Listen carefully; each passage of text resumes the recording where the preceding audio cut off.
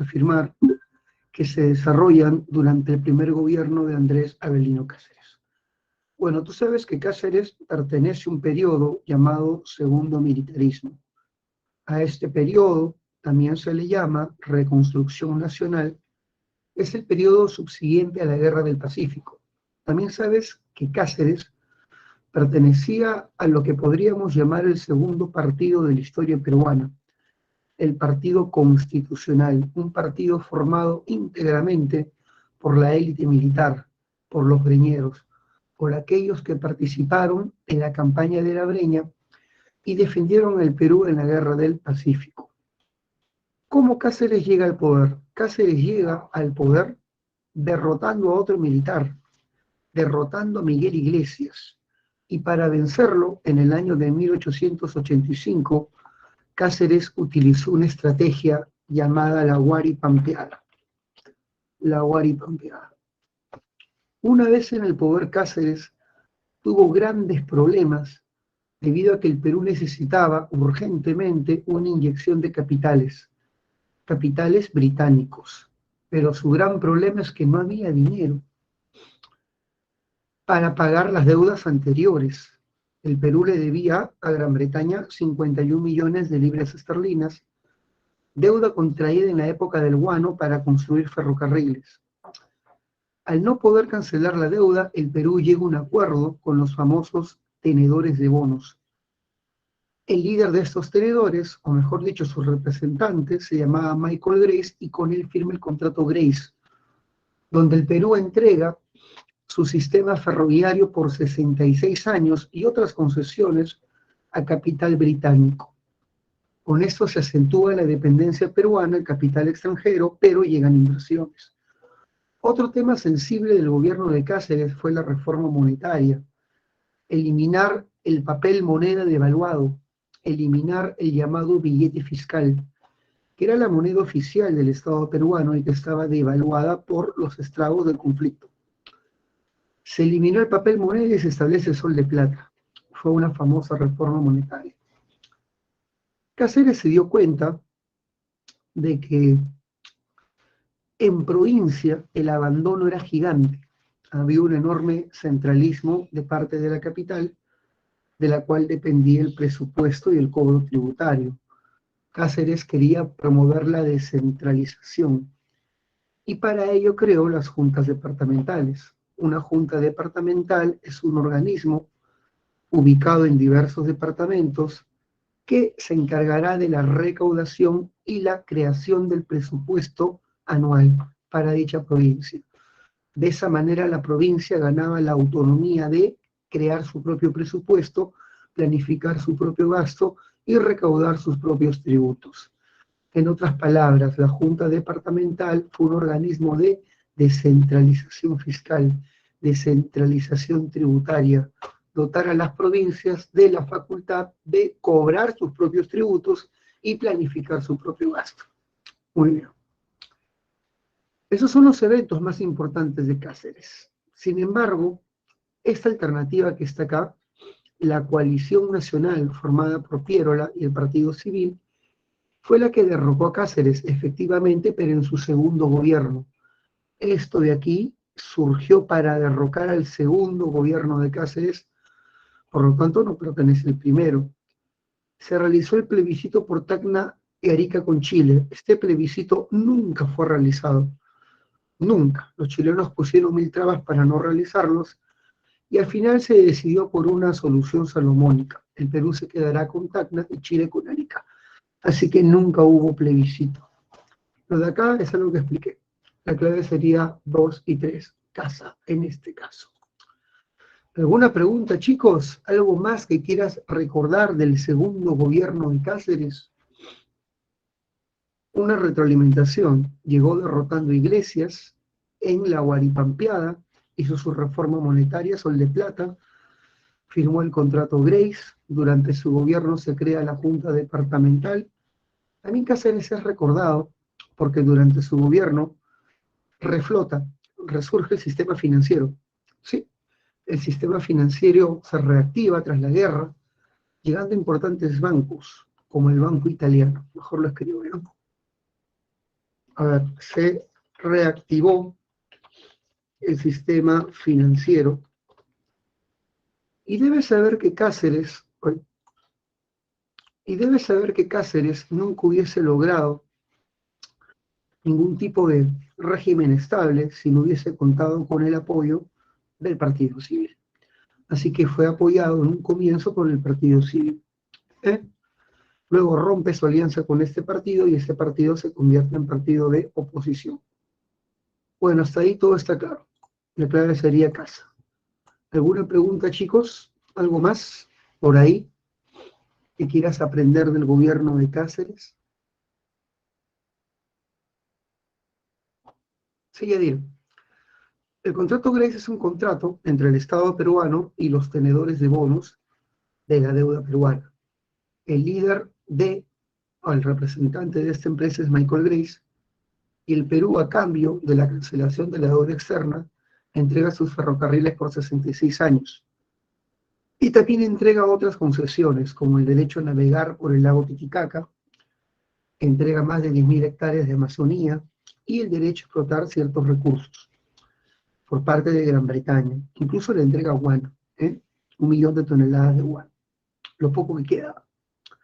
A cambio de todo esto, la deuda peruana se cancela y llegan inversiones. Y esas inversiones van a permitir que, por ejemplo, reduzca el sistema financiero y la Peruvian Corporation crea una empresa para administrar los bienes concedidos por el contrato Grace, y esa empresa se va a llamar la Peruvian Corporation. Los tenedores de bonos forman su empresa llamada la Peruvian Corporation, crean su empresa llamada Peruvian Corporation para poder administrar todos los ferrocarriles que el Estado peruano le ha cedido. Ya está, Yadira. Ya está, Yadira.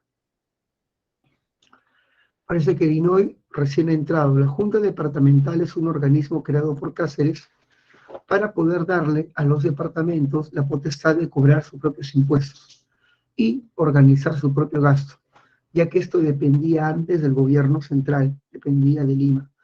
De esa manera, Cáceres promueve la descentralización tributaria, también llamada descentralización fiscal. Listo. Ya está, chicos. Todo claro, ¿verdad? Vamos a pasar a la siguiente pregunta. Dice, durante el periodo denominado República Aristocrática se sucedieron diversos mandatos bajo la hegemonía del Partido Civil. Claro, a la República Aristocrática también se le llama Segundo Civilismo. A continuación relaciona dichos gobiernos con sus respectivos eventos y acontecimientos. Durante el gobierno de Pardi Barrera, a ver, él tiene dos gobiernos. El establecimiento de Código de Aguas y Minería pertenece a López de Romaña. Esto es 3. Un gobierno del Partido Demócrata con carácter populista, esto es Billinghurst.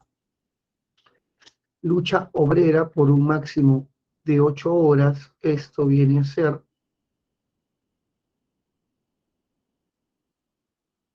esto es López de Romaña, esto es Billinghurst, esto es Leguía. Leguía es tratado con Bolivia y Pardi, ahí está, ese es el orden. Una vez que establecido el orden, vamos a explicar, ¿ya? Leguía, durante su primer gobierno, firma 2 tratados. El Tratado Polo Bustamante con Bolivia y el Tratado Velar de Río Branco con Brasil. Para esto de acá voy a utilizar la siguiente PPT para que se entienda mejor. Un ratito.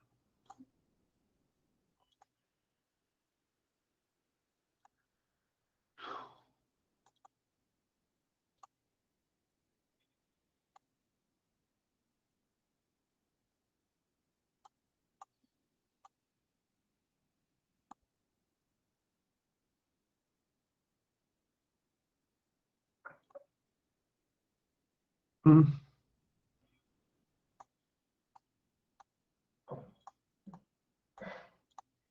Ahí está. Durante el gobierno Leguía se firma el Tratado Polo Bustamante con Brasil, Velar de Río Branco con Brasil y Polo Bustamante con Bolivia. En este famoso tratado, Polo Bustamante, el Perú te entrega toda esta región a Bolivia, la zona de Acre, a cambio que Bolivia nos deje la zona de Purus, una especie de reparto. Eran zonas ricas en caucho. ¿Por qué el Perú entrega territorios y no va a un conflicto con Bolivia? Lo que pasa es que Bolivia estaba cerrando un acuerdo con Chile, sí, con Chile, para evitar este pacto que hubiese sido desastroso para nuestro país. El Perú decidió ceder la zona de Acre y cerrar fronteras con el Tratado Polo Bustamante. Otro tratado que firma Leguía es el Tratado Velar de Río Branco, en la que cede Purus y Yurúa al Imperio del Brasil, ya que Brasil quería una guerra con el Perú y quería arrebatarnos incluso Ucayali. Una guerra con Brasil hubiera sido desastrosa, así que Leguía decidió ceder el territorio. Leguía es famoso por entregar extensas áreas de la Amazonía para cerrar fronteras. ¿Eh? Eso es una característica de su mandato. Por otro lado, Guillermo Billinghurst, al llegar al poder después de Leguía, inició un régimen bastante asociado a los trabajadores, sobre todo a los proletarios y estibadores del puerto del Callao. Billinghurst prometió solucionar las subsistencias del sector trabajador y el sector trabajador lo llamó Pan Grande. Una vez que llegó al poder, él comenzó una confrontación contra el Congreso, dominada por la oligarquía civilista. Así que desarrolló un régimen populista y antioligárquico. Durante su gobierno se van a propiciar importantes leyes obreras, como la jornada de las 8 horas que únicamente se estableció para el puerto del Callao, ya que solamente una empresa llamada la empresa del muelle y la dársena decidió aceptar esta demanda obrera. Durante su gobierno también se estableció el Reglamento General de Huelgas, que reglamentaba la huelga como un derecho legítimo del trabajador, siempre y cuando participase un tercio de la población obrera en la huelga y esta no atente contra la propiedad privada y pública. Así que hemos hecho un repaso de Billinghurst velozmente. Durante el gobierno de Romaña, aquí está, se establece el Código de Minería y de Aguas. Ambos códigos buscaban atraer la inversión extranjera y la inversión privada. Gracias a este Código de Minería vino al Perú la Cerro de Pasco Mining Company, y gracias al Código de Agua lo que se buscaba era la inversión en las grandes haciendas, en los grandes latifundios, priorizando el desarrollo de la agroexportación. Así que estos son los códigos económicos del gobierno de Romaña. Durante el gobierno de Pardo, aquí está, el movimiento obrero se organiza y surge oficialmente en este movimiento llamado el FOPEP. ¿Qué es el FOPEP? Federación de Panaderos Estrella del Perú. Federación de Obreros Panaderos Estrella del Perú. Ahí está, FOPEP. Y este organismo tenía por principal objetivo de lucha obtener las 8 horas. Y el FOPEP, hijo mío, también será famoso porque al comienzo adaptó como ideología el anarquismo, el anarquismo. Así que hemos hablado de 4 gobiernos de la llamada República Aristocrática, periodo en que el Perú estuvo en manos de este grupo reducido de familias poderosas y pudientes llamada la oligarquía. ¿Eh? Todos ellos pertenecían en buena parte al Partido Civil y por eso ese periodo también es llamado el segundo civilismo. El segundo civilismo. Muy bien, pasaríamos a la siguiente pregunta. Voy a volver a la antigua PPT un ratito.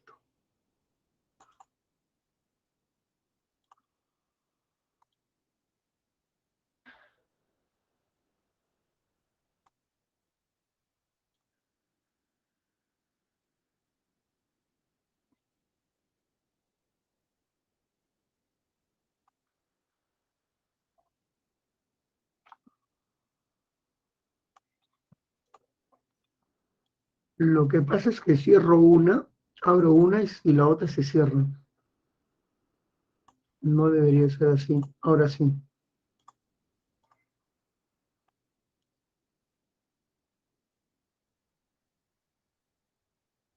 Ya está. En base a todo eso, ¿cuál sería la clave? A ver, le guía. Ese sería 2. Esto sería 1. Esto sería 4. Y eso sería 3. Ya sería la clave. 2. A ver, ¿dónde está la clave? A2. 3D. 4C. 1A. La clave es avión. Esa es la clave. Muy bien. ¿Alguna duda, chicos? ¿Podemos seguir? Pregunto con la siguiente pregunta. ¿Hasta ahí? ¿Vamos bien?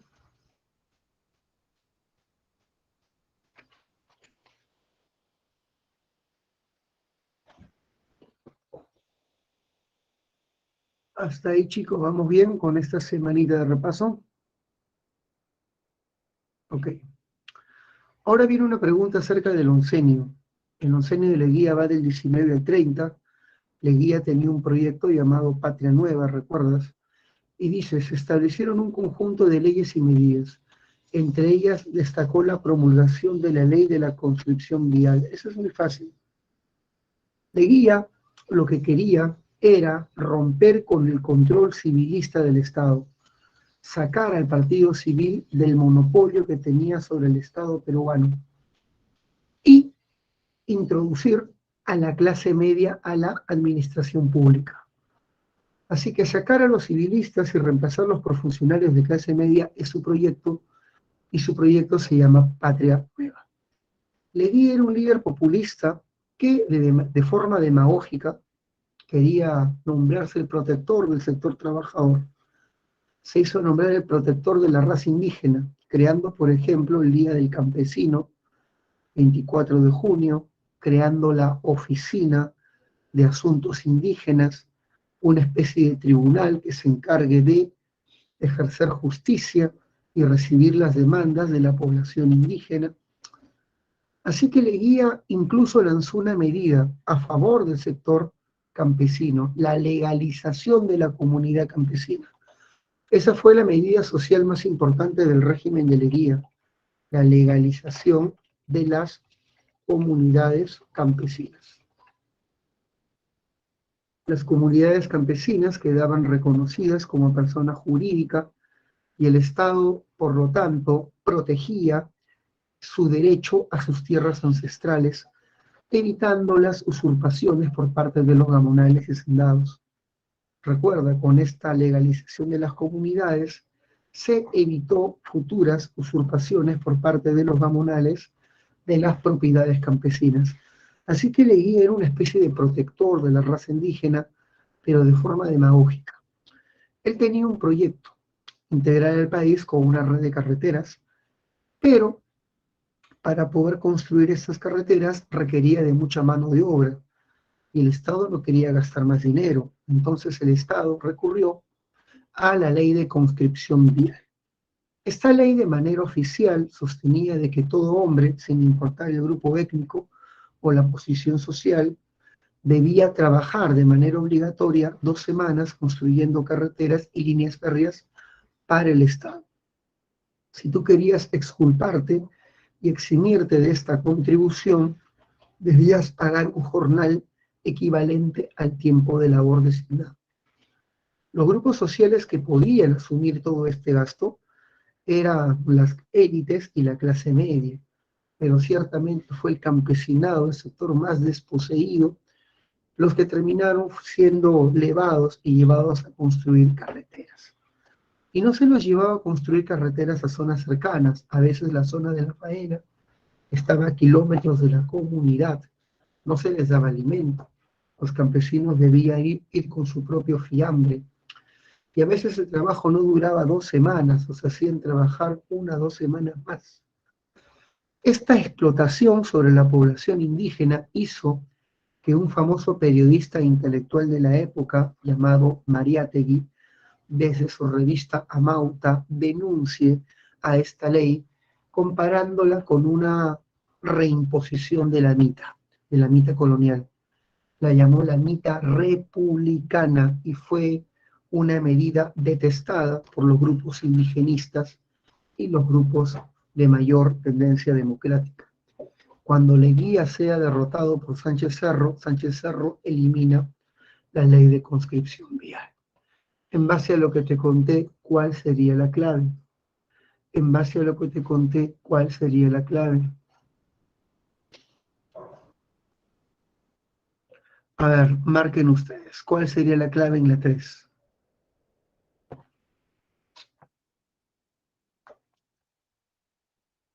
Vamos chicos, yo sé que pueden.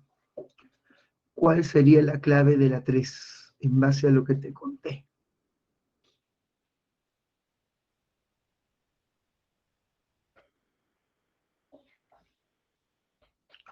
A ver, Linodri, Yanira, Ángela. En base a lo que te conté, ¿cuál sería la clave de la pregunta 3? Está facilito.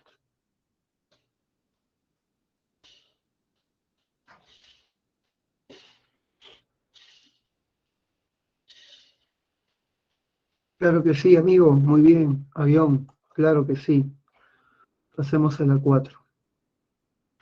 Durante la República Aristocrática, término acuñado por Jorge Basadre, alude al periodo entre el 99 y 1919. ¿Qué caracterizó este periodo? Bueno, el Estado estuvo dominada por la oligarquía, el Estado oligárquico. ¿Qué es la oligarquía? Es un grupo reducido y exclusivo de familias dirigentes y pudientes que tomaron el control del Estado peruano a través del Partido Civil para convertirse en los virtuales dueños del Perú. Así que una característica es la hegemonía del Partido Civil, la hegemonía de la oligarquía. En esta época nuestra economía estaba saturada de capitales ingleses. Por ejemplo, quienes sacaban petróleo, la London Pacific, había muchos empresarios británicos en el negocio del caucho. La casa que comercializaba las lanas del sur era la casa Ricketts de Inglaterra y era la Peruvian Corporation de Inglaterra la que administraba el sistema ferroviario. Así que hablamos de una hegemonía del capital inglés. Hasta 1914. En 1914 el capital inglés se retira para poder dedicarse al esfuerzo de la Primera Guerra Mundial. ¿Qué otra característica tenemos de la República Aristocrática? La oligarquía gobernó a espalda de las más grandes demandas populares. Las grandes mayorías no vieron de manera alguna cumplidos sus anhelos y demandas durante este periodo. La clase media quería acceso a la administración pública y la oligarquía lo evitaba, ocupando las más importantes posiciones de Estado. Podríamos decir que la clase media estaba impedida de ejercer cargos públicos. Los campesinos que querían el reconocimiento de sus tierras, pero la oligarquía hacía oídos sordos a sus reclamos sobre la usurpación. Los gamonales, que son los hacendados de la sierra, usurpaban las comunidades y les arrebataban básicamente sus pastos naturales. El proletariado exigía ante todo, hijo mío, mejores leyes laborales, seguro contra accidentes, seguro social, y su demanda más importante durante este periodo era la ley de las 8 horas, basada en el principio del 8-8-8. 8 horas para trabajar, 8 horas para dormir y 8 horas para la familia. Así que la oligarquía ejerció un gobierno a favor de la élite urbana, dándole la espalda a las demandas de las grandes mayorías. Fue un régimen ciertamente democrático, pero excluyente, con las más grandes demandas sociales. Muy bien. Durante esta época se inicia el movimiento obrero, organizándose el FUPEP, este primer sindicato, como ya te mencioné. Esas son las características de la República Aristocrática. Hay otra característica más en el plano económico. Durante este periodo se consolida el sistema de crecimiento vía exportación de materias primas. El Perú implanta el modelo de fuerte crecimiento vía exportación de materias primas hacia Europa, básicamente. El Perú que exportaba lana, petróleo, caucho, algodón, azúcar, minerales. Sin embargo, nuestra área económica más rica, más poderosa, era la agroexportación. La agroexportación de azúcar y algodón equivalía al 30% del PBI. En base a todo lo que te conté, veamos cuál es la clave. Ya está, ya salió, chicos, ya salió. Dime cuál es la clave de la 4. Vamos, practiquen. Practiquen. ¿Cuál es la clave de la 4? Si te estoy diciendo que la oligarquía tiene el control del Estado, ¿y qué partido es el que representa a la oligarquía? Muy bien, Alexander. La clave es peso. Muy bien, Clarita. Muy bien, Daniela. Te estoy dando un repaso violento de cada tema para que tú saques la clave.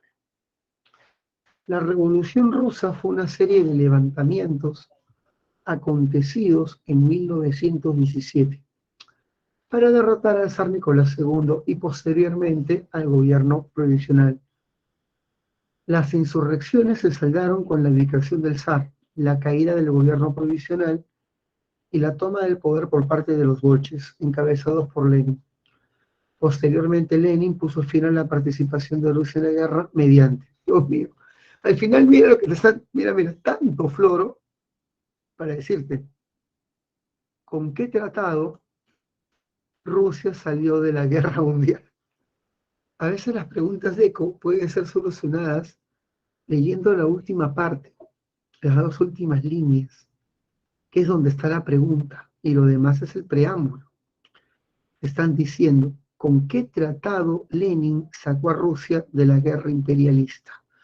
Y la clave sería el tratado de Brest-Litovsk. Pero ahora vamos a explicar por qué.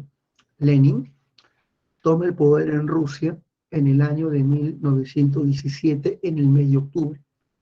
Él pertenece a la Revolución de Octubre. Su partido es el partido bolchevique, que es el Partido Socialista Ruso. Lenin, junto con su camarada León Trotsky, organizan una guardia paramilitar llamada la Guardia Roja, y con esa guardia asaltan el Palacio de Gobierno, que es el Palacio de Invierno de la Duma. Derrotan el gobierno parlamentario de Kerensky y Lenin y Trotsky se hacen con el poder. Lenin había prometido solucionar los problemas del país a través de 3 decretos que se resumen en la frase tierra, pan y paz. Con el decreto de la tierra, hijo mío, Lenin anunciaba una reforma agraria y entregaba tierras a los campesinos, los cuales hasta ese momento eran peones desposeídos. Con el decreto del pan establece medidas a favor de la clase obrera. Y una de estas medidas fue el decreto de la industria. Todas las fábricas y empresas donde antes trabajaban los obreros ya no pertenecen a los empresarios particulares, sino que pasan al Estado. El Estado comienza la colectivización de la industria. Y el decreto de la paz es sacar a Rusia de la Primera Guerra Mundial. Era una guerra imperialista que estaba destruyendo su economía, la estaba devastando. Con estos 3 decretos, tierra, pan y paz, Lenin comienza su régimen. Y el tratado de Brest-Litovsk saca a Rusia de la guerra. Pero eso sí, este tratado se firma con el Imperio Alemán. ¿Y qué pidió Alemania a cambio de salir o permitir que Rusia saliera de la guerra? Pidió concesiones territoriales. Rusia tuvo que entregar Polonia, Finlandia y Ucrania al Imperio Alemán. 3 territorios, el último muy rico en grano. Muy rico en grano. Listo. Fue así como Rusia sale de la guerra y pudo concentrarse netamente en la revolución. Listo, a las 5 la clave lo dije al comienzo de la explicación. La clave es PEO. Pero ahora vamos a la pregunta 6. ¿Hasta ahí tienes alguna curiosidad, algo que quieras saber más acerca de la Revolución Rusa del 17 Algo que no te ha quedado claro, dime por favor.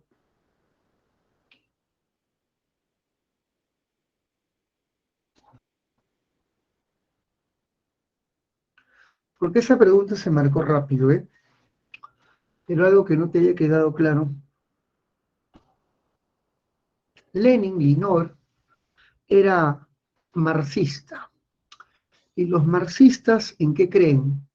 Creen en que la clase obrera, a través de una revolución, deben tomar el poder y establecer una dictadura del proletariado. Una dictadura del proletariado.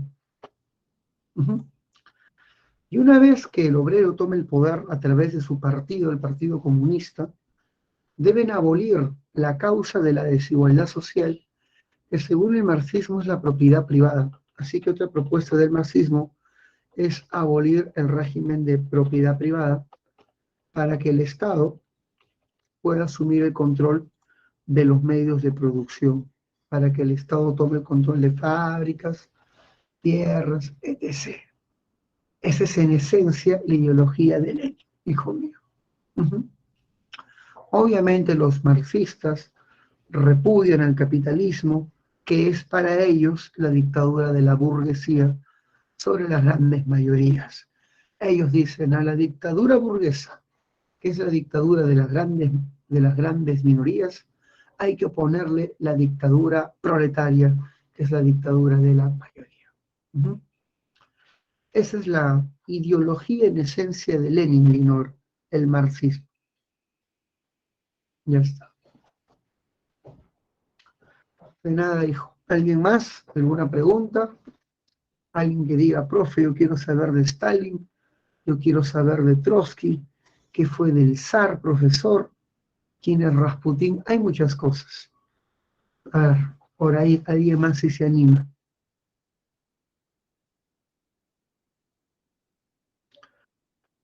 Stalin llega al poder tras la muerte de Lenin. Lenin muere en 1924 y comienza en Rusia el gran debate. ¿Quién deberá gobernar el país? Y hay dos tendencias. Tenemos por un lado a León Trotsky,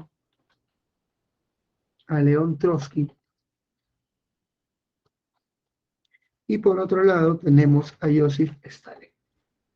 Ambos tenían ideas bien distintas de cómo seguir la revolución. Para Trotsky, la revolución socialista debía propagarse o moriría. Debía expandirse a Alemania, a Italia, y tener una agitación permanente para propagarse. Trotsky es partidario de la teoría de la llamada revolución permanente. Pero Stalin, hijo mío, tiene otra teoría, de que primero Rusia, siendo un país tan grande, debe consolidar el socialismo en su propio territorio, tan vasto y enorme que es. Ya que Rusia es el país más grande del mundo, ¿no? Así que Stalin desarrolla el proyecto de socialismo en un solo país. Primero consolidar el régimen comunista antes de pensar en la expansión de la revolución socialista mundial. Bueno, pues ahí teníamos dos posturas. ¿Qué postura fue la que se impuso? La de Stalin, porque Stalin se hizo con el poder gracias al apoyo de otros burócratas del partido que lo van a ayudar contra Trotsky. Él formó la Troika. ¿Qué significa Troika? El triunvirato contra Trotsky. Trotsky fue calumniado y desterrado de la Unión Soviética y terminó exiliado en México, donde terminó como amante de Frida Kahlo. Eso es una anécdota. Muy bien. Y una vez que Stalin llega al poder, establece una dictadura sobre el partido y sobre la Unión Soviética que se va a llamar el estalinismo. Stalin ciertamente industrializó a la Unión Soviética con un programa económico llamado planes quinquenales. Planes quinquenales. Muy bien, ya está. Pasamos a la pregunta 6. La Guerra Fría fue el enfrentamiento indirecto entre las superpotencias. Ambos países trataron de mostrar la supremacía de sus logros y valores. En base a lo anterior, identifique una de las características de la Guerra Fría. Fácil, la Guerra Fría tiene por característica la rivalidad ideológica entre el capitalismo y socialismo. Esta rivalidad ideológica hizo que cada potencia forme sus propios bloques militares. Estados Unidos crea la OTAN, por ejemplo, y la Unión Soviética el Pacto de Varsovia. Ambos bloques comienzan una carrera armamentística y no van a pelear simplemente con armas convencionales, sino con armamento nuclear que amenazaba la estabilidad del planeta mismo. Durante la llamada Guerra Fría, esta se expresó también en conflictos bélicos indirectos. Estados Unidos y la Unión Soviética nunca se enfrentaron directamente porque esto hubiera dado origen a la Tercera Guerra Mundial. Para evitar un conflicto nuclear, ellas se pelearon a través de sus aliados. Estados Unidos apoyaba a Corea del Sur, Vietnam del Sur, a Japón, mientras que la Unión Soviética apoyaba a Corea del Norte, Vietnam del Norte y a la China de Mao. Y a través de estos países, las superpotencias competían un conflicto a través de terceros, a través de terceros. Muy bien. Esta guerra se expandió incluso en el plano cultural, ideológico, cine. ¿Cómo olvidar al Capitán América, que representaba los valores de la democracia capitalista? Su peor enemigo era Cráneo Rojo, que representaba el comunismo y el fascismo, a los regímenes totalitarios. ¿Cómo olvidar a Rocky IV cuando Rocky Balboa vengó la muerte de su amigo Apolo Christie por el famoso boxeador soviético Iván Drago, cuyo papel lo hizo ese monstruo llamado Lord Dultrem, se llamaba este artista? ¿Han visto Rocky IV? Imagino. Muy bien, claro que sí, Igor. Ahora sí, en base a eso, ¿cuál sería la clave? Incluso el conflicto se dio en el plano tecnológico, la carrera espacial. Estados Unidos y la Unión Soviética querían demostrar qué modelo tenía la mejor tecnología, enviando satélites y naves hacia el espacio exterior. No olvidemos que la URSS envió al primer cosmonauta, llamado Yuri Gagarin, pero Estados Unidos contraataca con el proyecto Apolo que logró el alunizaje, es decir, el viaje a la Luna.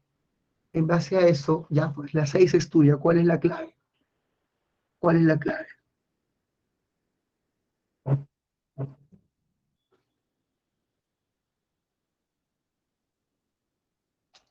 ¿Cuál marcarías, hijo?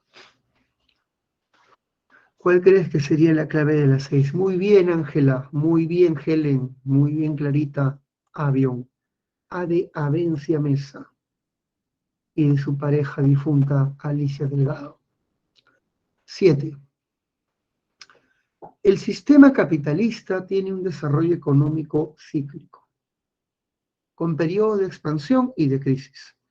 El momento más crítico fue el crack, como consecuencia del crack. A ver, el crack tiene muchas consecuencias. Una de las consecuencias del crack fue que dio origen a un periodo de recesión económica global, que se va a llamar la Gran Depresión, que golpeó incluso al Perú porque se detuvo nuestras exportaciones.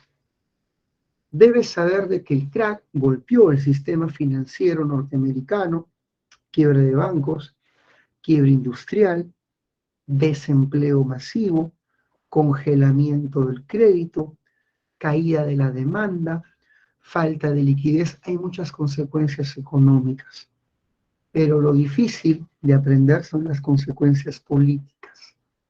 Y políticamente el crack fue un golpe hacia la democracia, ya que el sistema capitalista es la expresión económica de la democracia. La democracia fue golpeada y esto fue utilizado por las ideologías totalitarias para denostar de la democracia, entre ellas el socialismo y el fascismo. ¿Qué decía Adolfo Hitler en Alemania cuando se postulaba como canciller? Miren los frutos de la democracia. Crisis. Estamos comiendo carne de perro y de caballo. Nuestra moneda está peor que el bolívar de Venezuela. ¿eh? Bueno, adelantándoselos en siglos. Es más, nuestras niñas se prostituyen por pan. La democracia ha fracasado. Voten por el fascismo. Se me acusa de querer destruir el sistema de partidos. Se me acusa de querer crear un Estado totalitario. Se me acusa de querer erradicar a los judíos. Se me acusa de querer matar a comunistas. Eso es exactamente lo que quiero hacer. Déme la oportunidad de terminar con los dos flagelos del mundo, el judaísmo y el marxismo. Hijo mío, y cuando la gente está desesperada, creen cualquier estupidez y votaron masivamente por la postura radical. La democracia quedó tan debilitada que permitió el ascenso de los gobiernos totalitarios. ¿O te acuerdas hace poco?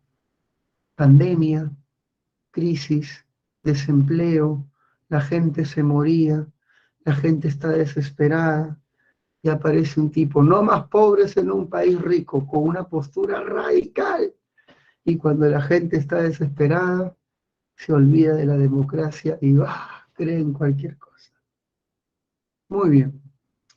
En el Perú, ¿cómo se expresó en América Latina el desprestigio de la democracia? Los regímenes democráticos cayeron. En el Perú cayó Leguía. Leguía era un líder civil. Cayó Leguía. ¿Y quién tomó el poder? El fascismo. ¿Y quién era el fascismo en el Perú? Sánchez Cerro, comenzando una dictadura militar llamada el tercer militarismo. Claro que sí. Así que, hijo mío, en América Latina caen los regímenes democráticos y se da el ascenso de los caudillos militares con influencia fascista, como Sánchez Cerro, cuyo partido, Unión Revolucionaria, los urristas, eran los más cercanos al fascismo. Utilizaban camisas negras y hacían salud a la romana, como puedes ver en los afiches donde sale el ministro del Interior de Sánchez Cerro, Luisa Flores, vestido al estilo Mussolini. Muy bien. Listo. Vamos a ver cuáles serían las claves.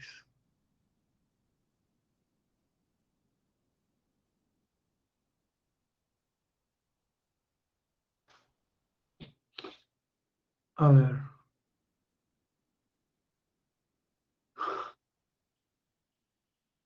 Ya, ¿cuál es la clave de las 7, hijo mío? ¿Cuál es la clave de las 7? Muy bien, beso. Excelente, Whitney.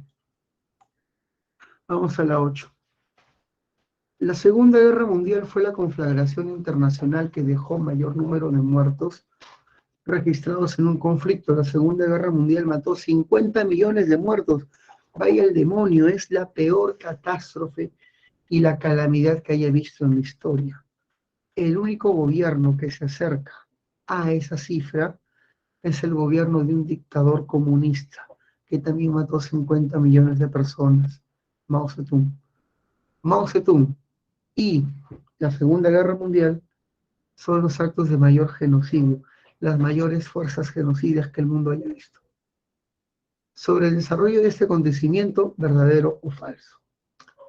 La estrategia de la guerra relámpago desplegada por Alemania tuvo éxito en diversas regiones, sobre todo en Inglaterra. Con la guerra relámpago, Hitler invadió Polonia, Dinamarca, Suecia, Países Bajos, Luxemburgo, Holanda, Francia, pero no funcionó en un país. ¿En qué país no se pudo aplicar la guerra relámpago? Gran Bretaña, porque este país estaba separado, porque era una isla. Hitler desarrolló una operación de bombardeos masivos sobre la isla para un posterior desembarco e invasión. Se llamó el Plan León Marino, pero nunca llegó a concretarse, porque la Fuerza Aérea Británica destruyó cientos de máquinas y cazabombarderos alemanes en su espacio aéreo. Por eso se suspendió la Operación León Marino. Así que Hitler no utilizó la Blitzkrieg o guerra relámpago en Inglaterra. La primera es falsa, como Melissa Paredes. 2. Ante la invasión alemana, se produjo la creación de un gobierno francés favorable al nazismo, llamado el gobierno de Vichy. Esto es Francia, esto es Alemania. Hitler invadió Francia con una técnica llamada el golpe de la hoz, invadiendo Francia por el territorio que ellos menos esperaban, las Ardenas. Cuando Alemania llegó a Francia atravesando las Ardenas, fue una sorpresa tan grande que el ejército francés fue cortado en dos, y de ahí el nombre, el golpe de la hoz. Francia firma la paz de Compiègne, y con la paz de Compiègne Francia parte su territorio en dos.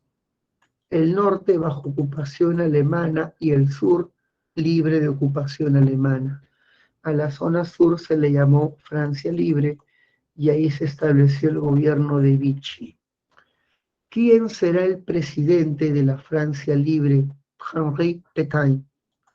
Pero Henri Pétain fue obligado por Hitler a apoyarlo en el esfuerzo bélico durante el resto de la guerra. Henri Pétain estableció un gobierno colaboracionista con los nazis. Aquí está, un gobierno colaboracionista con los nazis, porque no tenía de otra. Si él no daba su flota a los alemanes y si él no perseguía judíos en el sur de Francia, como lo mandaban los alemanes, Hitler masacraría a su población civil. Así que para defender a los civiles de la barbarie nazista, aceptó todas las condiciones impuestas por los nazis. Sí, estableció un gobierno colaboracionista, pero qué difícil es juzgarlo, qué difícil es estar en sus zapatos. Henri Pétain no era cualquier hijo de vecino. Él fue el gran héroe francés de la Primera Guerra Mundial, el vencedor de Verdún, pero 20 años después era un títere del nazismo, pero no porque él quisiera ser controlado y obtener favores y réditos a cambio. Aceptaba las condiciones nazis porque si no las aceptaba, masacraba Hitler a la población civil del sur de Francia. Qué difícil es juzgarlo. Se hizo juicios contra él. Qué difícil fue juzgarlo. Qué difícil situación coloca la vida a veces a los grandes hombres. Esto es verdadero. Falso, y esto es verdadero. La batalla decisiva de la guerra se produjo en Stalingrado, iniciando la formación del Frente Oriental antialemán. Sí, Stalingrado es una de las batallas más importantes, posiblemente la más importante de toda la Segunda Guerra Mundial. En esta batalla se detuvo el avance alemán sobre la Unión Soviética. Alemania invadía la URSS en su afán de obtener petróleo, con su famosa operación Barbarroja. Pero las condiciones climáticas y las buenas estrategias del Ejército Rojo, al aislar a los alemanes y cercarlos en torno a Berlín, hicieron que estos se rindan debido al frío y a la falta de recursos. Esta batalla fue un punto de inflexión porque el Ejército Rojo se convierte a partir de ese momento en un rodillo que comienza a arrebatarle a los alemanes todas sus anexiones en Europa y Oriente. Para colmo, aliados con Estados Unidos, Alemania quedará atrapada entre dos fuegos, el soviético oriental y el norteamericano y británico por occidente. Ya está. Verdadero. Muy bien. Tras la derrota japonesa, se formó la ONU como un organismo multinacional para intentar evitar futuros conflictos internacionales. A ver, tras la derrota de Japón, hijo mío, tras la derrota de Japón, lo que se firma es el Acta de Missouri. La ONU nace tras la conferencia de San Francisco. ¿Ah? La ONU nace tras la conferencia de San Francisco. Pero a ver, dice, tras la derrota japonesa se formó la ONU. Ah, Japón se rinde Japón se rinde a finales del 44, la ONU nacía en el 45. Cronológicamente hablando está bien. Cronológicamente hablando está bien. Si tomamos en cuenta la cronología, este evento es correcto, ¿eh? Pero sería un mejor si dijese, ¿no? La ONU se forma tras la conferencia de San Francisco, sí. Pero acá está haciendo referencia no a la conferencia de su creación, sino al orden cronológico. Y sí, pues tras la derrota de Japón se forma la ONU verdadera. La clave es ahí. 9.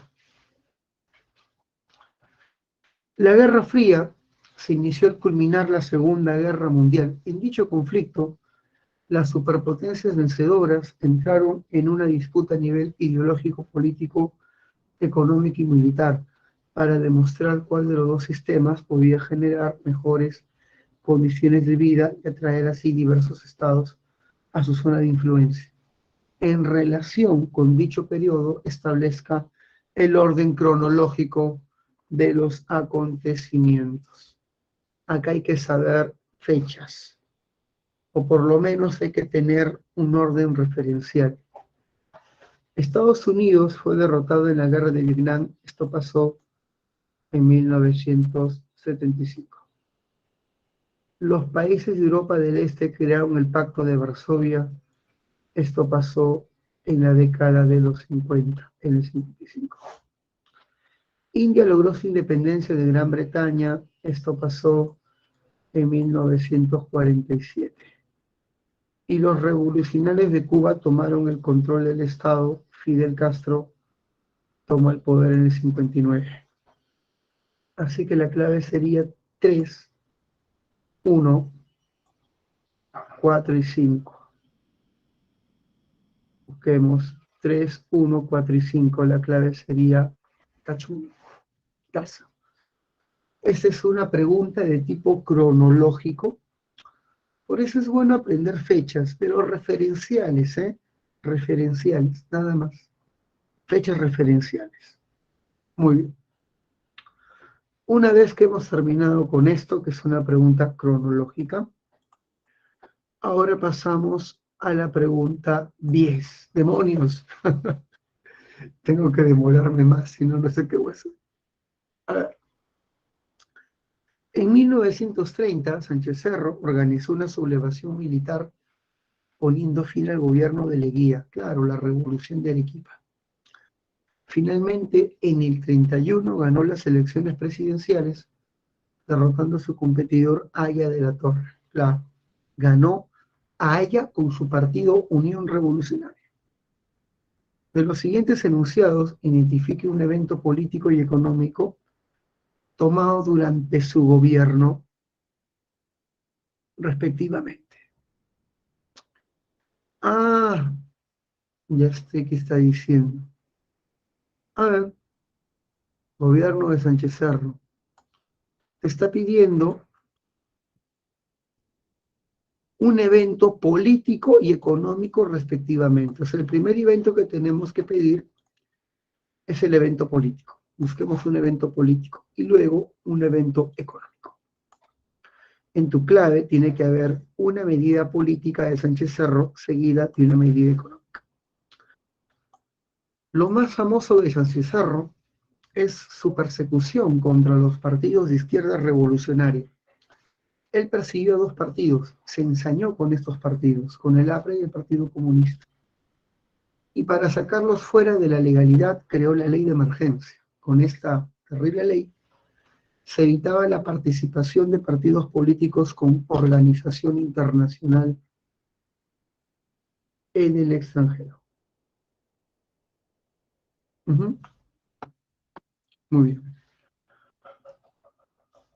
Por otro lado, hijo mío, debes saber que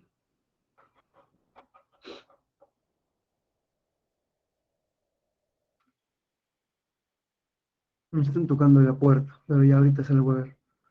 Por otro lado, hijo mío, En el plano económico, el Perú vivía los estragos del crack, básicamente la Gran Depresión.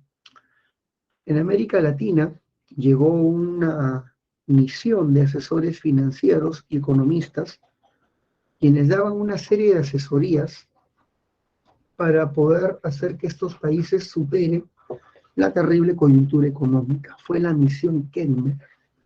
Y la misión Kenmer llegó al Perú.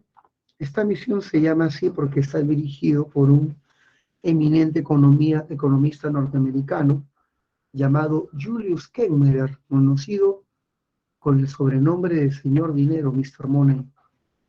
Y Kenmerer es famoso porque tomó algunas propuestas. Primero, el Perú necesita reformar su banco de reserva y el banco de reserva se reorganiza y se convierte en el BCR. Segundo, se necesita una ley que organice la actividad financiera y nace la ley de bancas.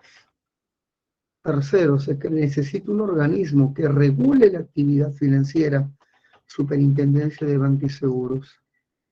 Por último, Perú, tienes que eliminar tu patrón de oro. El gobierno de Piérola había establecido la libra peruana de oro, pero esta libra ya no era rentable en esta coyuntura de crisis, era un gasto gigantesco, así que se suprimió la libra peruana de oro. Esas son las medidas dadas por la famosa misión Kenmer, medidas económicas en su mayoría liberales, para poder sacar al Perú de la crisis. Así que la clave de la 10 sería, hijo mío, Pedro. A ver, cerró la Universidad de San Marcos, esto es verdad, y es político. Pero declaró la guerra con Colombia, esto también es, esto no es económico, es militar y es falso. Porque Sánchez Cerro no pudo llegar a una guerra con Colombia porque lo asesinan en el 33. La ley de amnistía fue la ley de Benavides, así que es falso. Y el seguro social obrero también es de Benavides. La clave es D.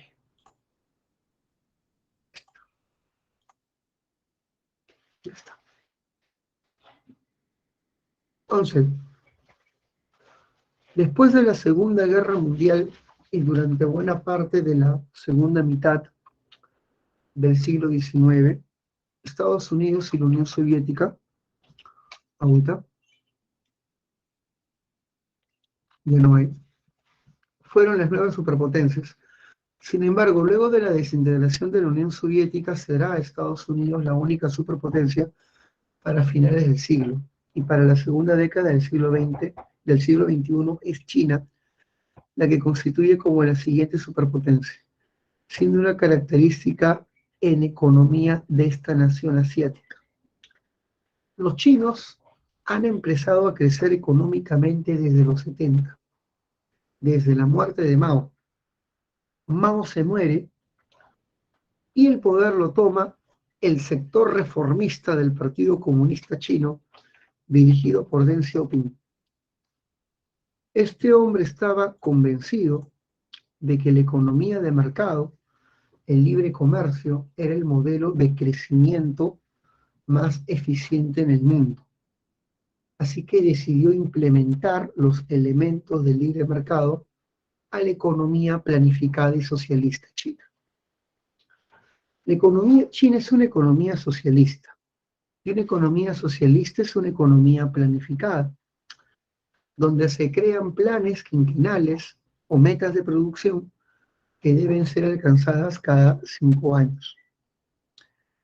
Sin embargo, hijo mío, Deng Xiaoping decidió introducir los elementos de mercado, permitiendo la inversión extranjera y permitiendo la inversión privada, haciendo que coexistan con algunas empresas estatales claves.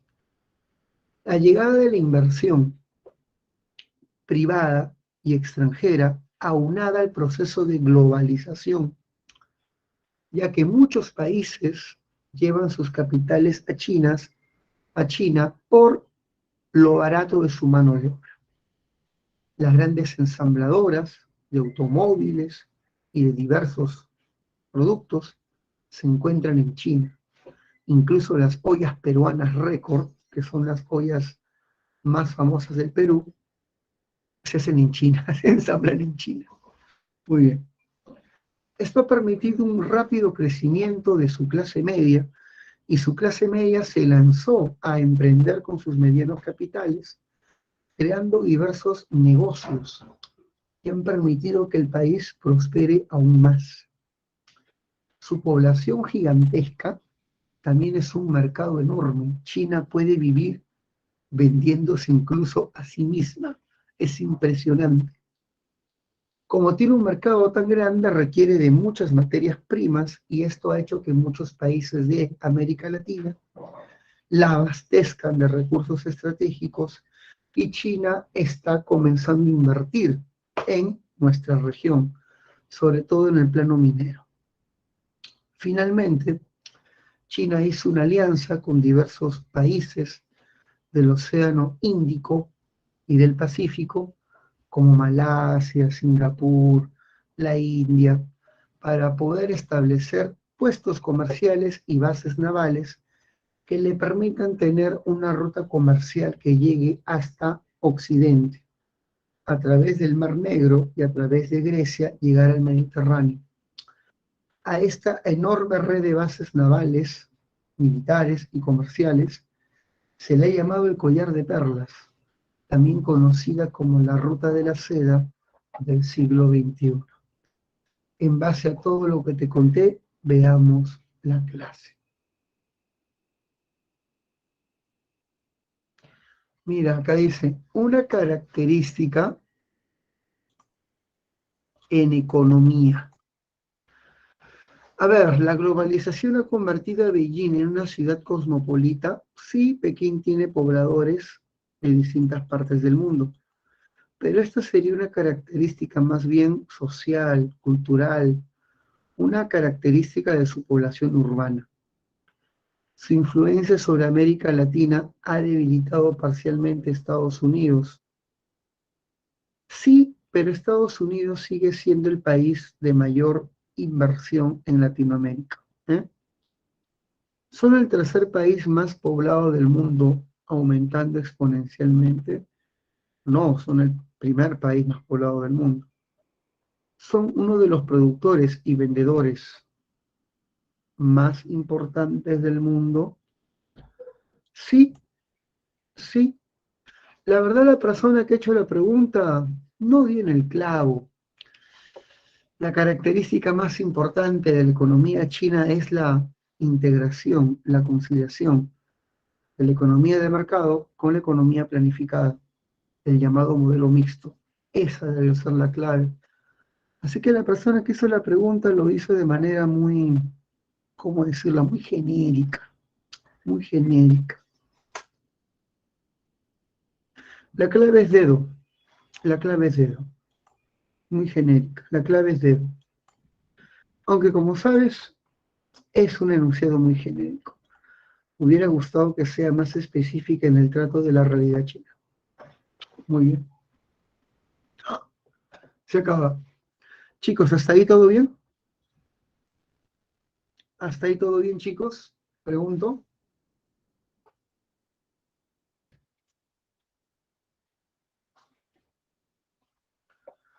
Muy bien. Siguiente pregunta. Sí, Adira, ¿y después qué hago? Ah? ¿Y después qué hago? Dime, ¿después qué hago? ¿Qué hago? Ya ves, a mí no me convenía, o sea, con ustedes siempre me conviene tener una clase de 3 horas, porque puedo explicar extensamente y de manera tranquila todo. Lo que no me conviene es tener 19 preguntas para 3 horas. Por Dios. 3 horas dura un examen de admisión. ¿Cuántas preguntas se hacen en un examen de admisión? Dime, hijo, dime la cifra mágica. 100. Ya, pues, 100. Ya tengo que hacer 19. Qué vacilo. Muy bien. Qué vacilo. Ya está. Ni modo, ya, vamos a seguir. Vamos a seguir. Ya. A ver, vamos a hacer esto, ¿eh?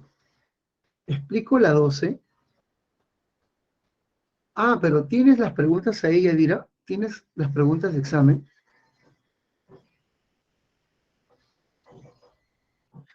Ah, chicos, si por ahí suben, tengo preguntas extras. Tengo una serie de buenas preguntas extras que podríamos ir solucionando. Sí, ya, listo. Si lo termino, tengo mi pack de preguntas extras para el examen de admisión.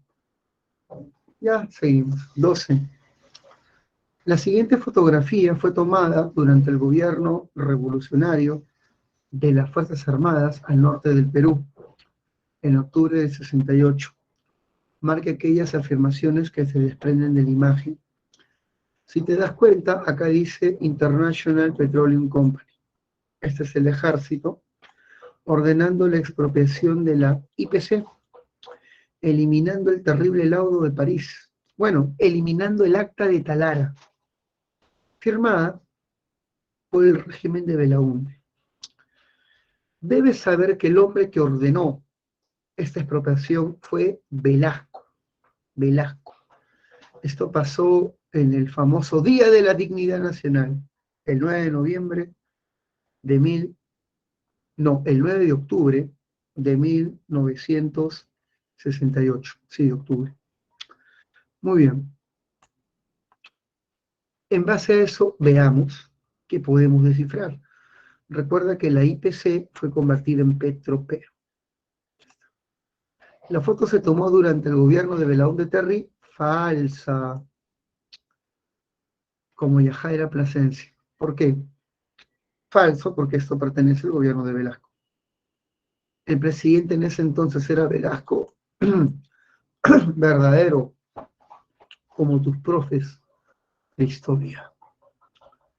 Se le conoce como el Día de la Dignidad Nacional, verdadero.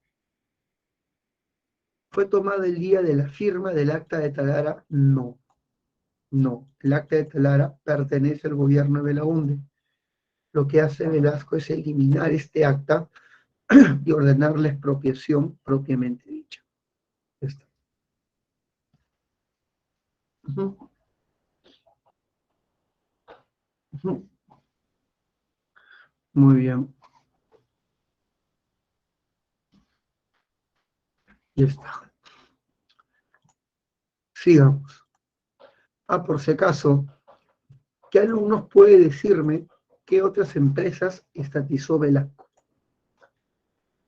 Velasco, aparte de estatizar, por ejemplo, a la IPC, estatizó a la Marcona Minimum, estatizó a la Cerro de Pasco Mining Company y expropió a la industria pesquera, creando Pesca Perú. Estas fueron sus estatizaciones más sensibles.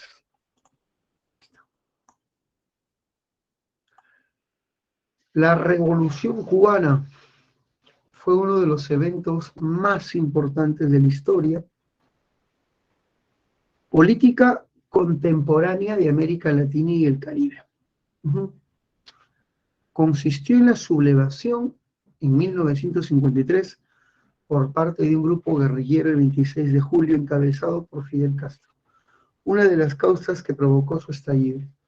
La Revolución Cubana tiene 4 causas.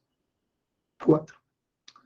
Bueno, 3, si quieres ser más. 4 causas. La primera causa, la interna, era la dictadura del terrible Fulgencio Batista, un hombre que había tomado el poder, eliminando la Constitución, las libertades, reprimiendo los movimientos de protesta, con una terrible corrupción y asesinando a los enemigos políticos. Hablamos de un gobierno despreciable. Junto con Batista, tenemos como segunda causa el dominio imperialista de los Estados Unidos sobre Cuba. Cuba se había convertido en casi una colonia norteamericana. Norteamérica era dueña de fábricas, empresas, hoteles, casinos, dueña del 40% de la producción rural, dueña de casi el 100% de las empresas de servicio. Prácticamente todo el mercado en materia prima cubana iba hacia el capital norteamericano, que depredaba esta isla. 2. La causa social es la extrema pobreza. Cuba era un país de enormes desigualdades sociales, a pesar de tener el mismo PBI que Italia. Teníamos una oligarquía muy rica en La Habana, viviendo en las playas, en los rumbódromos, y teníamos un campesinado negro muy pobre en el interior del país, con un proletariado careciente de derechos laborales mínimos. La desigualdad era enorme. Muy bien. Causa 3. Causa 4. Tenemos la aparición de movimientos nacionalistas que querían derrotar a Batista y acabar con la dependencia hacia el capital norteamericano, movimientos nacionalistas antiimperialistas. Entre ellos el famoso Movimiento del Centenario, dirigido por Fidel Castro, que asaltó el cuartel Moncada el 26 de julio de 1953. Ya sabes que su movimiento fracasa, Fidel es llevado a prisión y luego huye a México, donde crea el movimiento 26 de julio. Ya sabes entonces por qué se llama así su agrupación guerrillera, para rememorar el día del asalto al cuartel Moncada. Entonces, ¿cuál sería la clave? Hijos, está fácil, ¿eh? ¿Cuál sería la clave? Márcala tú.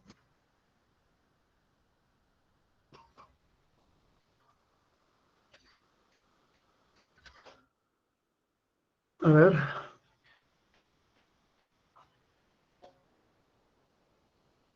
Cuando Fidel Castro quiso tomar el poder el 26 de julio del 53, su primera acción fue contra Batista. Hay que focalizar, es una pregunta engañosa. Fidel Castro con esta acción quería derrocar al gobierno de Batista y después rompería con Estados Unidos. Pero primero derrocar el problema interno para luego tratar con el problema de corte internacional, que era la dominación norteamericana. Acá la clave es una pregunta engañosa. Sí.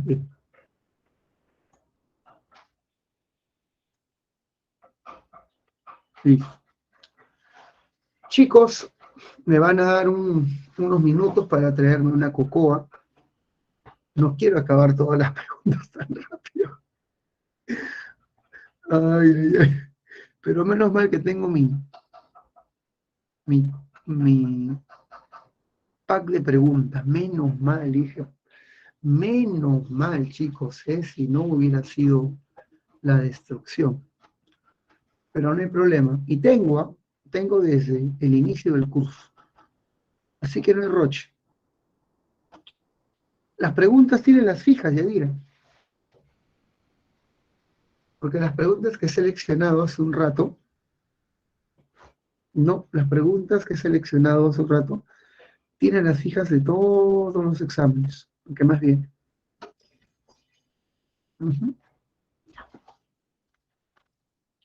Bueno, yo sigo. 14.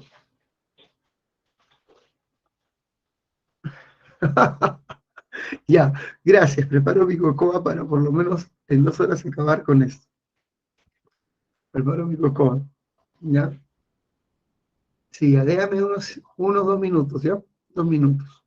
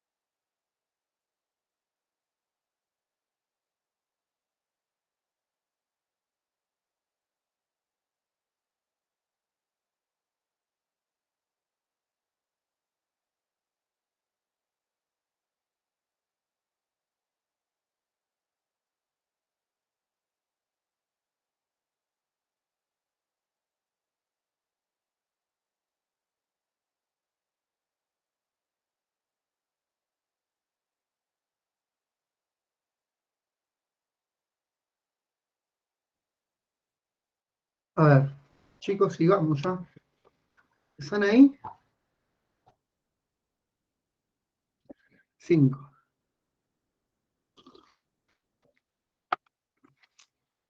Listo. En 1989 se celebró el 40 aniversario de la creación de la República Democrática Alemana, que es la Alemania socialista, produciéndose una ola de protestas aprovechando la visita de Mikhail Gorbachev. Recordemos que Gorbachev era el nuevo líder de la URSS, que desde los 80 comenzó claras políticas reformistas para mejorar las condiciones de vida, sobre todo de la población civil, que deseaba más libertades, libertades civiles. Esta ola de protestas culminan con las manifestaciones que dieron fin al muro de Berlín.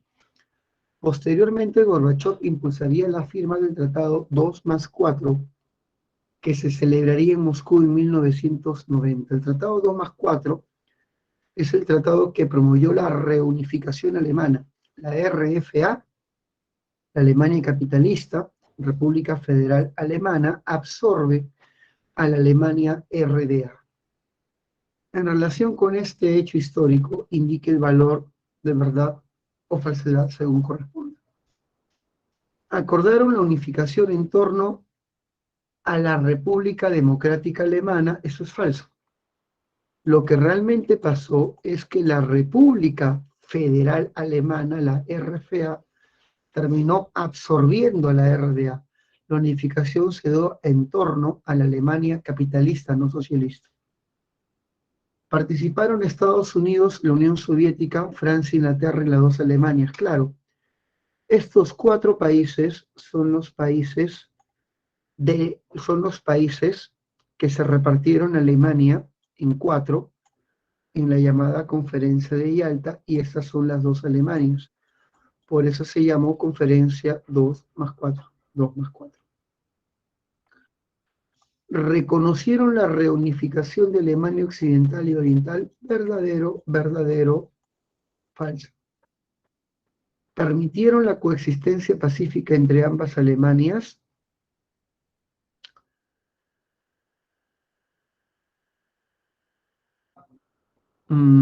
Bueno, sí, está entre comillas. Ambas Alemanias se integrarían y formarían parte de un mismo Estado, desarrollando una política de...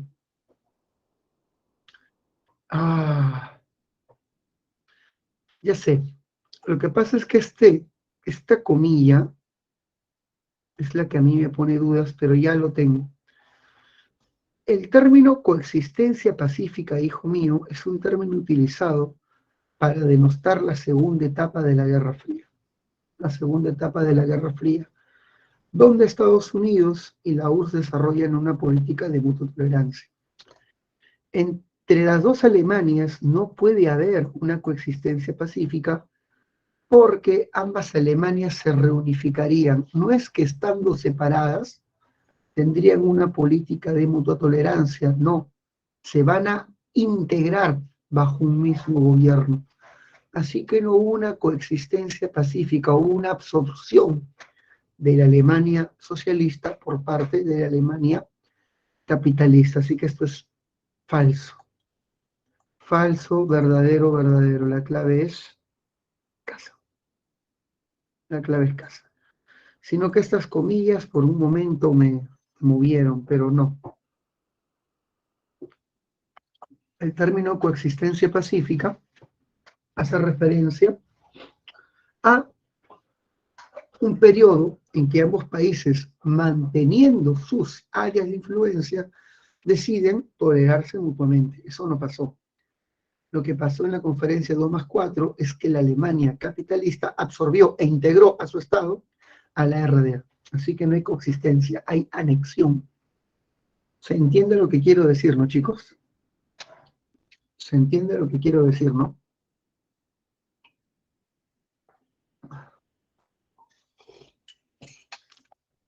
Muy bien.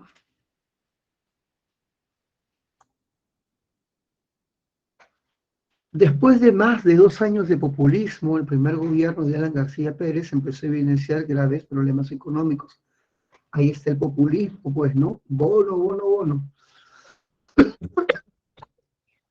Llevó al país a una galopante hiperinflación, con una grave recesión económica. Al respecto, señale el valor de verdad o falsedad de los siguientes enunciados. A ver, Alan García aplicó una marcada política neoliberal. Al contrario, su política fue conocida como el reformismo heterodoxo, que consistía en reactivar la economía vía acción estatal, la cual debía tomar control de precios y salarios. Al contrario, la economía de Alan se puede calificar como una economía estatista. Así que no. Decretó el dólar MUC para incentivar al empresariado. Esto es verdad. El dólar MUC, o mercado único de cambio, era un dólar subsidiado por el Estado para favorecer al sector empresarial. El Estado dotaba a los empresarios de dólares a menor precio a cambio de que estos se comprometan a invertirlo en sus industrias para promover empleo en el país. Lo cual no siempre pasó, porque muchos empresarios crearon empresas fantasmas y utilizaron ese dinero en sus negocios personales, llevándose el ingreso de sus utilidades al extranjero. Así que no funcionó. Pero sí ocurrió.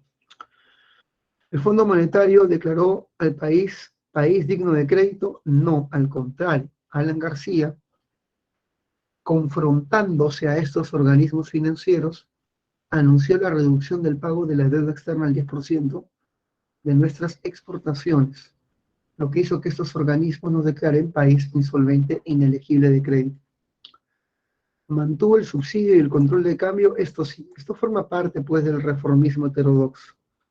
El subsidio es una política de asistencialismo en la que el Estado asume el precio de los productos de primera necesidad para que no se encarezcan las subsistencias, dándole a las empresas que producen estos alimentos remesas, recibos, para que el precio de estos productos llegue al consumidor bastante más bajo. Muy bien, entonces, falso, verdadero, falso, verdadero. Beso, esa es la clave.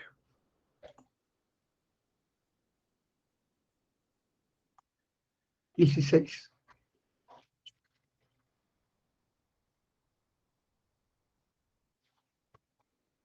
El proceso de descolonización que se produjo después de la Segunda Guerra Mundial en los países de África, Asia y Oceanía se acentuó debido a la debilidad en que se quedaron las potencias por la destrucción de la guerra, por el profundo nacionalismo de los pueblos oprimidos y por el interés de las superpotencias de extender sus áreas de influencia.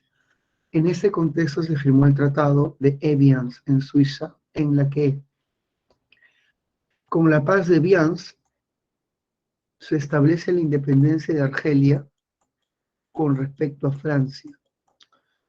Francia no quería dejar ir a Argelia porque era su colonia más importante.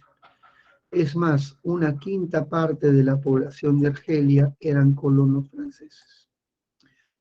Pero la gran mayoría árabe y de religión islámica exigían derecho de autodeterminación y comenzaron a hacer protestas nacionalistas que fueron reprimidas de manera brutal.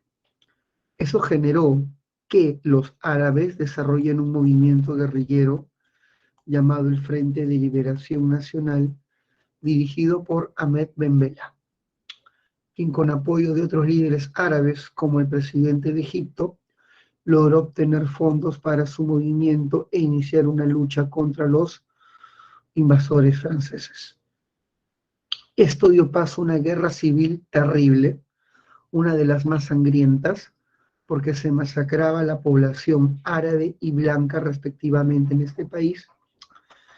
Y esto hizo que en Francia el nuevo presidente Charles de Gaulle decida llamar un plebiscito y preguntar a la gente si querían mantener el dominio sobre Argelia o dejarla ir. y a través de un plebiscito se votó por la libertad de Argelia y en los pactos de Vians este plebiscito entró en vigencia. Francia reconoce la independencia de Argelia. Muy bien.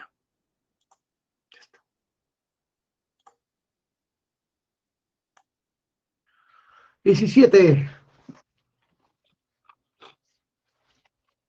El temor del bloque capitalista, dirigido por Estados Unidos a la expansión comunista por el sudeste asiático, los obligó a intervenir en la guerra de Vietnam. Envió más de medio millón de soldados en apoyo a Vietnam del Sur con armamento de alta tecnología.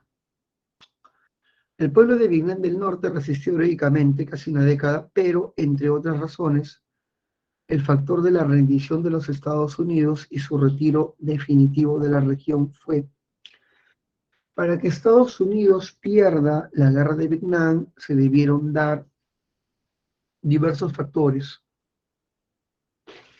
Uno de esos factores fue, sin duda alguna,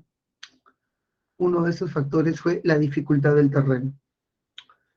Vietnam era una jungla gigantesca donde Norteamérica no podía desplegar a su ejército regular con técnicas de guerra convencionales. El Vietcong no se enfrentaba a Norteamérica abierta y directamente, sino con emboscadas y retiradas sorpresivas, lo que llamamos técnica de guerra de guerrillas. Llenaban la jungla de trampas bobas y tenían una red de túneles que se extendían por kilómetros, lo que les permitía supervivir los bombardeos de napalm con la que Estados Unidos pensaba diezmarlos. La guerrilla, el territorio. A esto se le debe sumar el enorme desprestigio internacional que obtuvo Estados Unidos al permitir que los corresponsales de guerra, los periodistas, transmitan al mundo las imágenes de la guerra. Fue la primera guerra televisada y las imágenes eran desgarradoras cuando los tanques norteamericanos ingresaban a un pueblito en la zona de la jungla. Se veían que los enemigos de Estados Unidos no eran los monstruos del comunismo armados por los soviéticos, no, eran campesinos humildes, a veces adolescentes, que descalzos y con un fusil luchaban por la independencia de su región. Así que la propia población norteamericana perdió este sesgo sobre su país y surgen los movimientos contraculturales que comenzaron a cuestionar los valores de la propia sociedad estadounidense. Entre ellos aparece el movimiento hippie. Este movimiento, junto con otros, van a exigir el retiro de las tropas de Vietnam. El presidente Nixon decidió retirar las tropas con la política de vietnamización. En la política de vietnamización consiste en transferir la obligación de defensa militar de Vietnam al ejército de Vietnam del Sur. Los soldados norteamericanos se retiran, pero preparan a otro soldado survietnamita para que asuma esta nueva tarea, la vietnamización del conflicto. Y al final, Norteamérica se retira con la paz de París. Ellos llamaron ese tratado la retirada con honor, pero ciertamente ya no podía mantenerse más tiempo.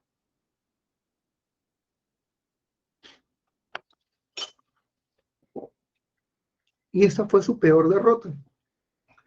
Vietnam del Norte invade, Vietnam del Norte invade Vietnam del Sur, cae el régimen de Saigón y el comunismo se expande por no solamente Vietnam del Sur, sino por Laos, Camboya, esta última con un movimiento comunista fanático y genocida, los Yemenes Rojos, y se expande por distintas regiones perdiendo el sudeste asiático.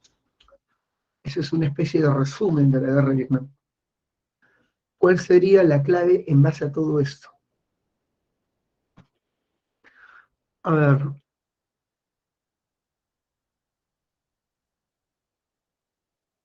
¿cuál sería la clave? Según lo que estás viendo. ¿Cuál sería la clave? Recordando que Vietnam está en el sudeste asiático, en la antigua península de Indochina. ¿Cuál sería la clave?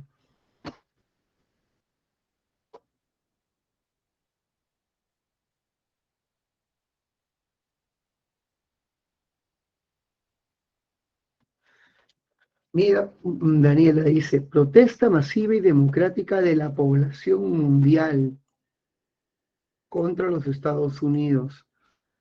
Mundial NOAA fue la propia población norteamericana que dentro de su país cuestionaron la justicia de su presencia en Indochina.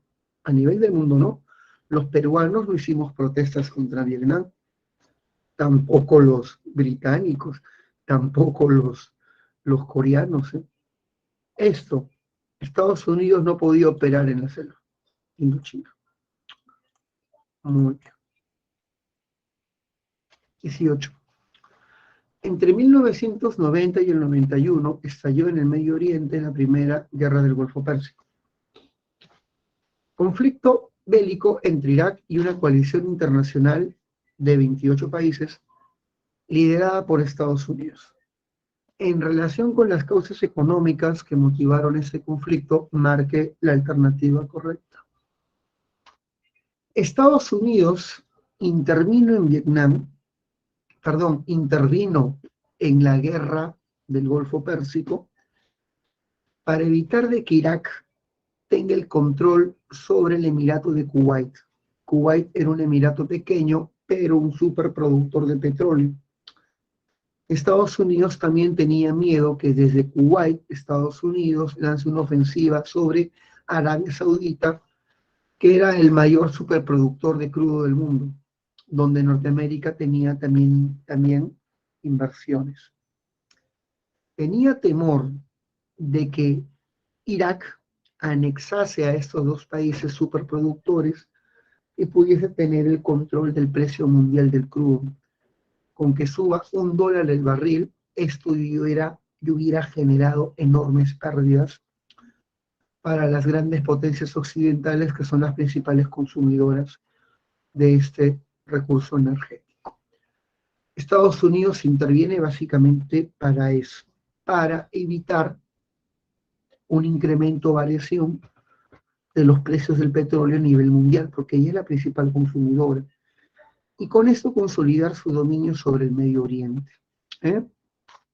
En base a lo que te he contado, ¿cuál sería la clave?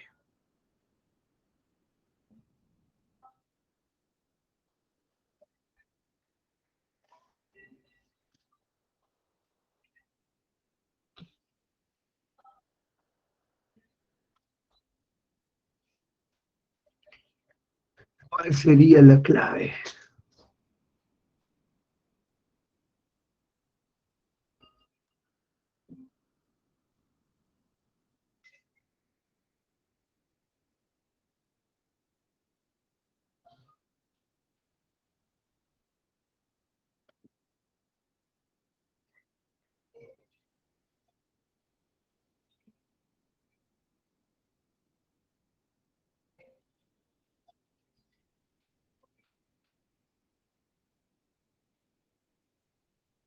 Vamos chicos, lean y díganme.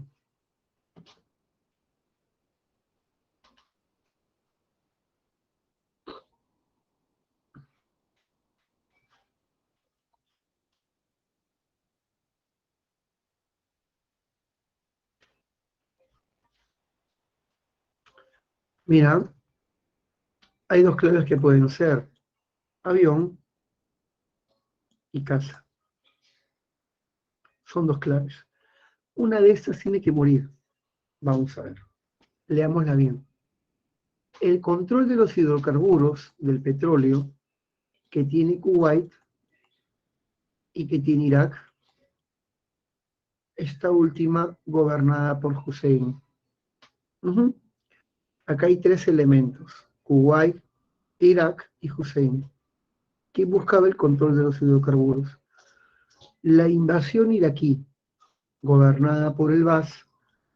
El Baas es el partido de Saddam Hussein de Kuwait, desde agosto del 90. Acá hay otro elemento.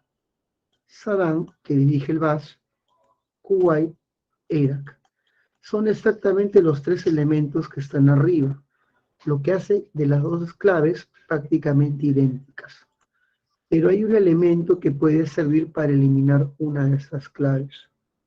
Acá dice el control de los hidrocarburos que tiene Kuwait e Irak juntas, gobernadas por Hussein. Hussein gobernaba Irak, pero no gobernaba Kuwait. A esta quería invadirla.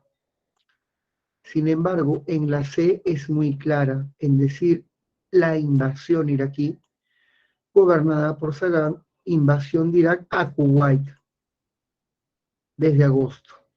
El problema de la clave A es que puede darte a entender que estos dos países eran gobernados por Hussein y no es así. Hussein gobernaba Irak y sobre Irak invadió Kuwait. Y la clave que hace mayor referencia a esto es caso. Es caso. Uh-huh. ¿Se entendió, no? A veces hay preguntas que hay que interpretar bien feo. ¿Eh? ¿Qué? Ni siquiera son, ni siquiera son 19 preguntas, son 18.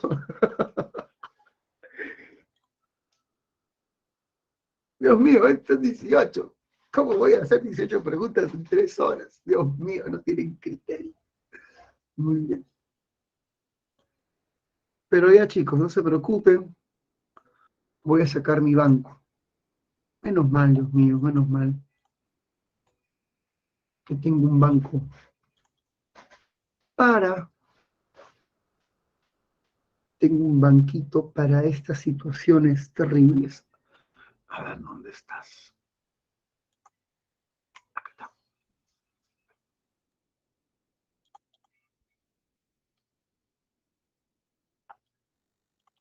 No me gusta esto.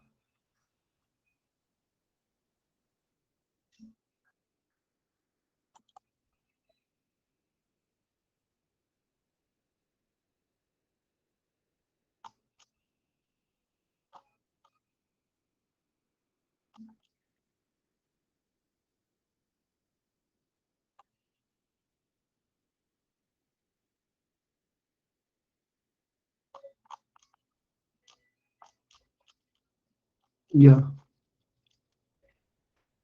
ya está. Chicos,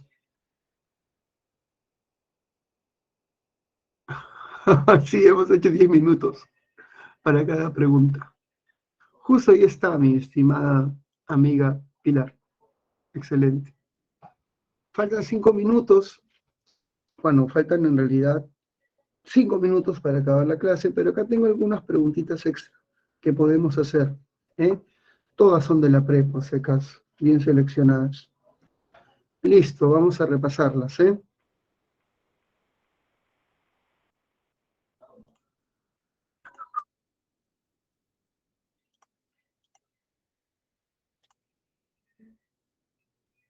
Aquí están. Ah, pero tengo que sacarle las claves, si no van a saber cuáles son. A ver, dicen que hombre preparado vale por dos.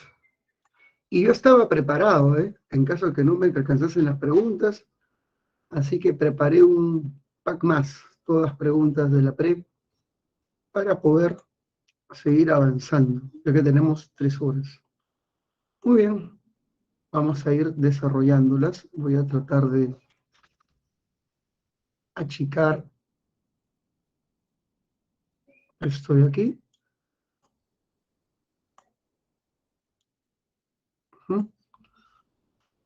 A ver, vamos a poner la vista.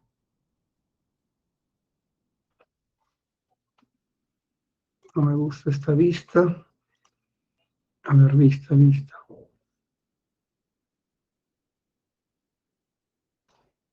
Un zoom. Ya está. Listo, chicos. Ya tengo.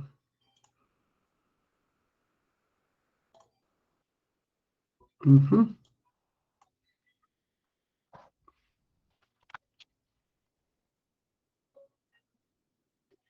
Ya. Seguimos, chicos. Como les dije, hombre preparado vale por dos. Así que yo dije, si no acababa con 3 horas, tenía un pack de preguntas listas, todas de la pre. Ujú. ¿Se puede ver, Yadira? ¿Sí? O le doy un poquito más de zoom. Ah, lo voy a dar en 80. ¿Ahí se ve bien? Ya, un poquito más de zoom.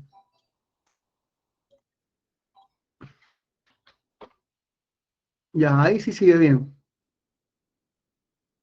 Ya está.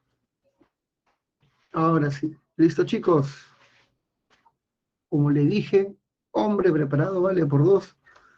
Y yo dije, 18 preguntas, no creo que la haga que la haga en 3 horas. Así que tenía mi pack secreto. A ver, todas son preguntas de examen de admisión, ¿no? Muchas de esas preguntas son preguntas que han venido en el examen abierto de San Marcos. Así que vamos practicando. Dice, de acuerdo con Max Uhle, la alta cultura andina provino de los desarrollos culturales mesoamericanos. Su teoría planteaba que el alto grado de civilización de los nazcas y los mochicas contrastaban con el limitado desarrollo de los asentamientos costeros primigenios. Así también las culturas costeñas habrían irradiado su pronunciado desarrollo a los pueblos serranos. Esta fue pregunta del examen de San Marcos del año pasado. Esta teoría se basa en una de las doctrinas de la arqueología y la antropología, conocida como, según Max Uhle, el origen de la civilización andina se encontraba en Mesoamérica, que fueron los mayas los que introducen la civilización y sus grandes influencias a través de un viaje migratorio. A esta idea de que surgen focos de gran avance científico y tecnológico y que estos avances se propagan producto de procesos migratorios, se le llama difusionismo. Esta fue una pregunta maldita de examen de admisión que pocos alumnos marcaron, por eso la seleccioné.